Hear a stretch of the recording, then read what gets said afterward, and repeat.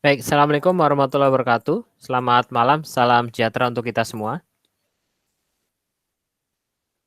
Waalaikumsalam warahmatullahi wabarakatuh. Jadi kita akan melanjutkan mata kuliah kita, di mana saat ini kita sudah sampai kepada bab ke-11 ya, implementasi model ke perancangan.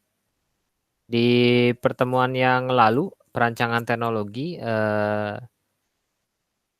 saya upload di YouTube ya, saya bahas sekilas ya. Jadi di perancangan teknologi itu kurang lebihnya kita membahas tentang dari apa yang sudah dirancang sebelumnya ya, mulai dari kita analisis kebutuhan pemakai, kemudian analisis kebutuhan sistem, kemudian kita membuat sebuah pemodelan ya. Lalu ada spesifikasi proses. Lalu di pekan 9 kita ada perancangan interface. Di pekan 10 kemarin kita sudah bahas tentang perancangan teknologi. Nah, di pekan ke-11 ini kita akan membahas tentang implementasi model ke perancangan. Ya, ini perlu dibahas mengapa ya? Karena tidak semua analisis sistem ya. Ketika kita melakukan analisis sistem itu selalu melihat bahwa ada sistem yang sudah berjalan. Tapi bisa juga kita langsung membuat sebuah sistem ya tanpa melihat kemudian sistem yang sedang berjalan. Nah, ada nanti kita contoh kasus yang bisa saya berikan. Ya. Nah, di sini dibahas bahwa yang tadi saya sebutkan untuk analisis kebutuhan hingga dengan perancangan itu sudah dibahas ya. Namun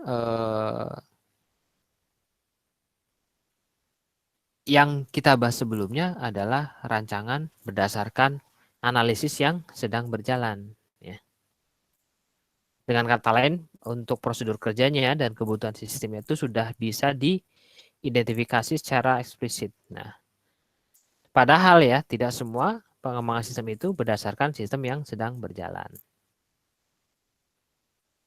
Jadi sebetulnya ketika kita melakukan analisis kebutuhan dan perancangan itu juga dapat dilakukan berdasarkan suatu sistem atau inovasi baru. Ya. Namun demikian ya akan ada muncul beberapa permasalahan yang perlu dibahas. Yang pertama, dari mana kita harus dapat mengetahui kebutuhan pengguna ya. Karena masih sifatnya apa ya? Menduga-duga, mereka-reka. Kemudian dari mana requirement-nya muncul, dari siapa. Kemudian bagaimana kita dapat merancang suatu sistem yang benar-benar baru. Ya. Nah, sebetulnya itu banyak ya metode desain yang dapat digunakan untuk acuan ya dalam menemukan satu sistem baru. Nah, salah satunya adalah kita bisa membuat model berdasarkan teori-teori terkait dengan sistem yang akan dibangun. Ya. Jadi kita bisa belajar dulu melihat sebuah teorinya seperti apa, kemudian kita mereka-reka kebutuhan sistem yang akan kita bangun. Ya, ada kurang lebih 2 tahapan ya.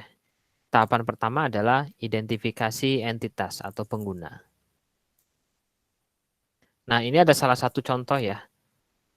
Contoh ketika kita melihat berdasarkan literasi ya, berdasarkan jurnal yang sudah dipublish oleh penelitian Dini dan kawan-kawan ya. Nah, kita kan awalnya tidak tahu sebetulnya kalau di dalam contoh kita mau membangun sistem untuk supply chain atau rantai pasok untuk UKM.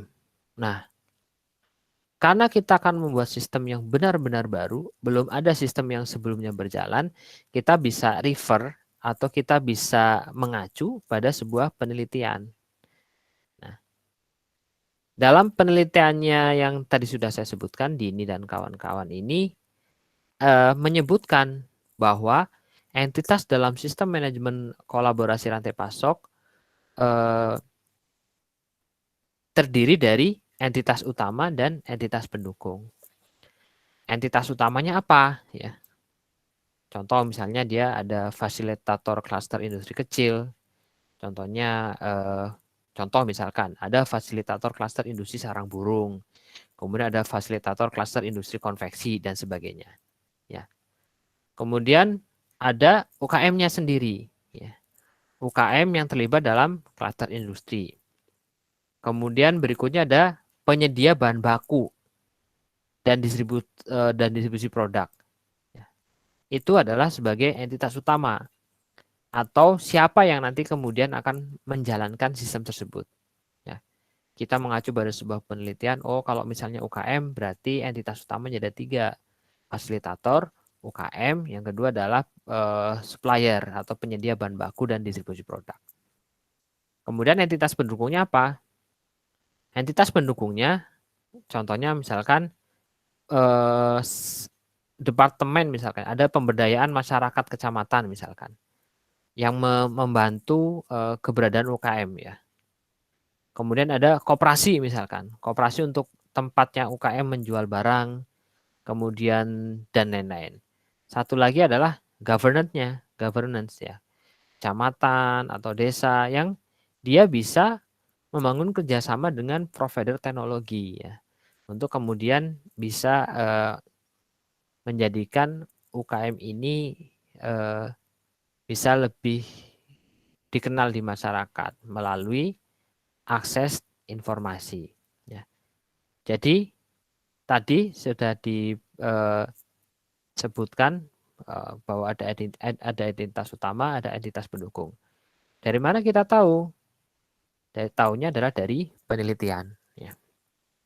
Karena kita akan membuat sebuah sistem di mana sistem tersebut memang kita tidak punya acuan awal untuk apa namanya, belum ada sistem yang berjalan. Kita cuma mau tahu konsepnya, oh UKM, di tempat kita mau ada UKM. Tapi kita sekalian buat sistem informasinya. Kita bisa melihat dari mana? Oh, kita bisa melihat dari penelitian-penelitian. Contoh yang lain mungkin bukan hanya UKM saja ya. Misalkan Anda mau melakukan apa ya? Membuat sistem informasi untuk food truck misalkan. Anda bisa cari artikel-artikel atau jurnal-jurnal ya terkait dengan food truck. Apa saja kebutuhannya, misalkan food truck itu apa ya? Kayak yang misalkan Anda ada kayak mobil tapi disulap jadi tempat makan, nah itu kayak gitu. Kita misalnya mau buat sistemnya misalkan. Kita belum tahu karena kita belum pernah menjalankan. Kita bisa mengacu pada sebuah jurnal ilmiah. Kita lanjut. Nah, kemudian dari identifikasi tersebut ya, itu kita gambarkan keterkaitannya antara pengguna sistem ya, antara pengguna di dalam sistem manajemen kolaborasi rantai pasok. Tadi ada entitas utama ya, ada juga entitas pendukung. Kalau kita lihat di sini ada server, kemudian tadi entitas utamanya apa saja? Ada UKM-nya sendiri ya. Kemudian ada penyedia bahan baku ya. Kemudian ada satu lagi adalah fasilitator. Ya, itu yang utamanya. Fasilitator, kemudian klaster industrinya, kemudian ada penyedia bahan bakunya. Lalu pendukungnya apa? Oh, ada seksi pemberdayaan masyarakat, ada koperasi di kecamatan, ada seksi pemberdayaan masyarakat desa, misalkan di governance-nya. Desa, kecamatan, database-nya terpusat. Dan kemudian database ini bisa diakses misalkan. Diakses oleh siapa? Oh, customer-nya, penggunanya. Pengguna UKM, UMKM misalkan. Jadi misalkan akan belanja, contoh misalkan UMKM Jawara misalkan, nama aplikasinya misalkan. Kita bisa download, kemudian dari aplikasi tersebut kita bisa melakukan belanja ke UKM-UKM. Itu salah satu contohnya. Nah, dari identifikasi entitas, kemudian dilakukan proses implementasi model yang telah dibuat. Ya. Tadi kan sudah kita lihat ya, modelnya apa saja kira-kira yang ada di teori-teorinya dari supply chain ya dan karakteristik UKM. Ya.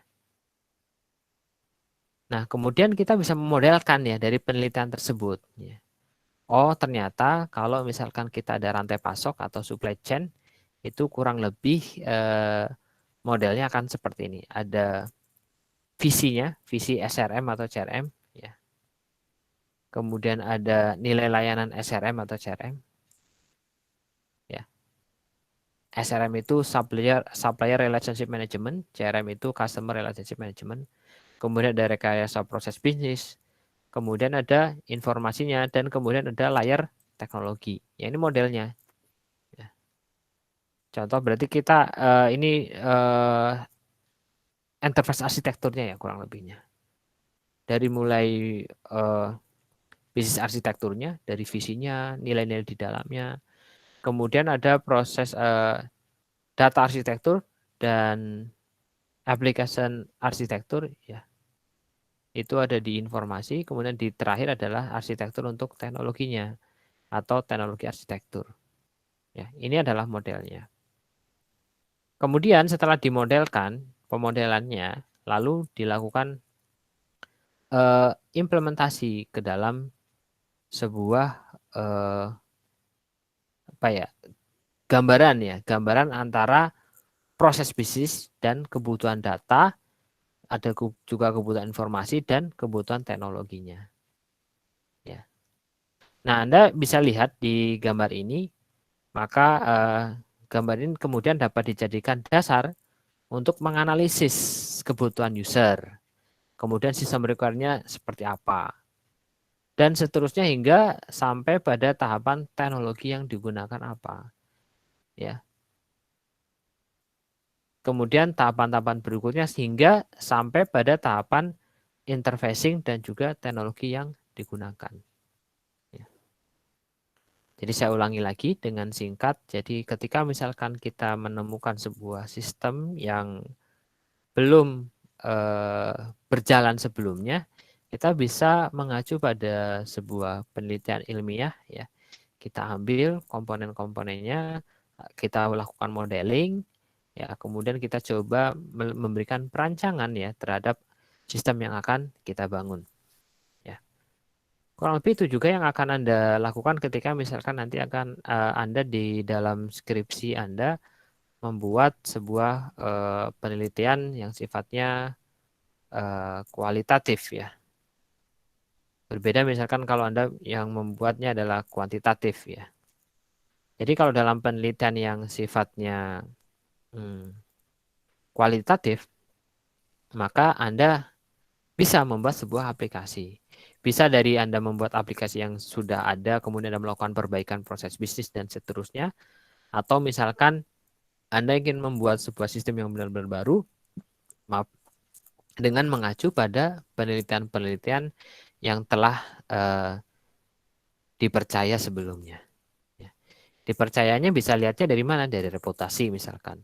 Berarti kalau misalkan jurnal tersebut dipublish oleh contoh misalkan apalagi kalau sudah dipublish di jurnal internasional, berarti itu eh, sudah lebih terpercaya ya. Kalau di Indonesia sendiri, kalau misalkan jurnal-jurnal ilmiah, Anda bisa lihat di namanya portalnya namanya Sinta ya, ada klasifikasinya juga ya. Dari Sinta 1 sampai Sinta 5 ya. Jadi kalau yang terbaik adalah yang Anda misalkan lihat ada jurnal di Sinta 5, wah berarti ini reputasinya cukup bagus. Kurang lebih itu yang bisa saya sampaikan untuk bab 11 ya. Jadi 2 pertemuan yang akan datang kita akan membahas mengenai presentasi individu ya.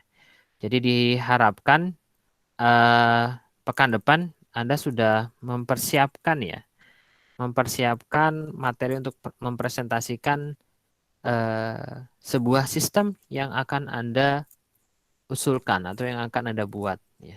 Seperti yang saya sudah sampaikan di awal-awal perkuliahan kita bahwa Anda nanti diharuskan untuk presentasi. Ada pertanyaan terkait dengan tugas ini? Jadi mulai pekan depan ya. Pak, izin bertanya. Silakan. Ini tugasnya disatuin sama yang kemarin apa pisah lagi untuk presentasi, Pak? Disatukan. Ini kan sebuah rangkaian ya. Sebuah rangkaian dari awal kita menentukan proses bisnisnya seperti apa. Kemudian Anda dilanjutkan dengan perbaikan proses bisnisnya. Kemudian nanti Anda melakukan pemodelan ya. Pemodelan Anda bisa menggunakan DFD atau kalau misalkan Anda sudah mampu untuk membuat misalkan UML ya, menggunakan use case diagram kah, activity diagram dan lain sebagainya silahkan. Sampai terakhir adalah pada Anda merancang untuk kebutuhan teknologinya. Artinya komputernya spesifikasinya seperti apa, servernya seperti apa, kemudian apakah membutuhkan jaringan atau tidak, kemudian koneksi database-nya seperti apa. Ya, yang tidak perlu mungkin untuk saat ini tidak perlu Anda membuat analisis untuk budgetingnya ya, walaupun itu sebuah komponen yang penting, tapi mungkin ada bagian khusus, mungkin Anda lebih bisa mendalaminya di project management ya. Anda sudah dapat mata kuliah project management? Belum, Pak. Manajemen proyek ya, maaf. Manajemen proyek. Ada mata kuliah itu? Semester depan, Pak. Ya, nah nanti mungkin detailing di masalah budgeting bisa ditanyakan atau bisa mendalam di manajemen proyek. Kalau untuk yang kali ini untuk analisis dan perancangan sistem informasi Anda cukup sampai pada perancangan teknologinya saja. Tidak perlu didetailkan sampai biayanya berapa. Kurang lebih seperti itu. Ada yang ingin ditanyakan? Silakan.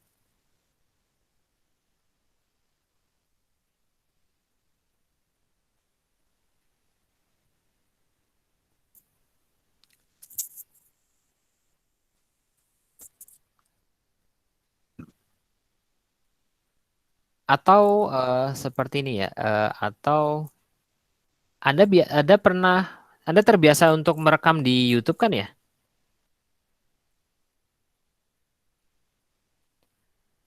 Halo? Loh, Pak? Gimana, Gimana? Pak, maksudnya? Ada yang sudah pernah berpresentasi kemudian diupload di YouTube? Belum, Pak. Belum, Pak. Belum sih, Pak. Belum. Belum, Pak. Belum pernah. Oh, belum pernah ya. Oke, berarti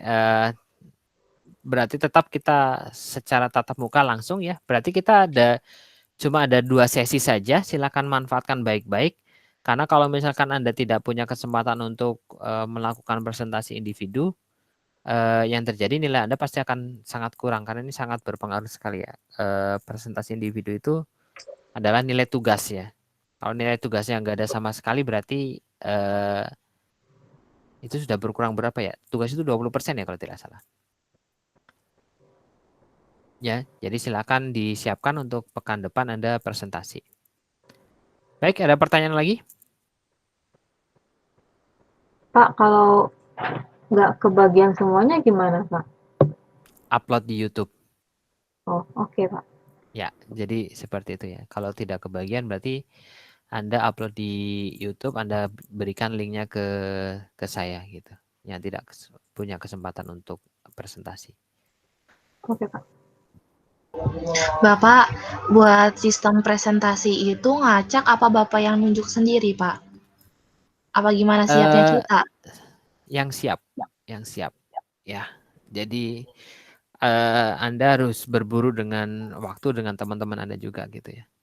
Silakan. Contoh misalnya di kelas malam ada rata-rata sekitar 12 orang, berarti minimal 6 presentasi setiap pekannya ya.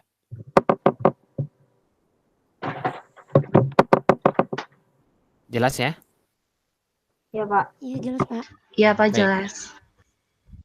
Baik, kalau tidak ada pertanyaan lagi, apakah mata kuliah kita pada malam hari bisa saya tutup? Iya, boleh, Pak. Baik, terima kasih. Saya akhiri. Mohon maaf apabila dalam penyampaian ada beberapa kesalahan. Billahi taufik wal hidayah. Assalamualaikum warahmatullahi wabarakatuh. Selamat malam, salam sejahtera. Waalaikumsalam. Waalaikumsalam. Terima kasih, Pak. Terima kasih, Pak. Terima kasih.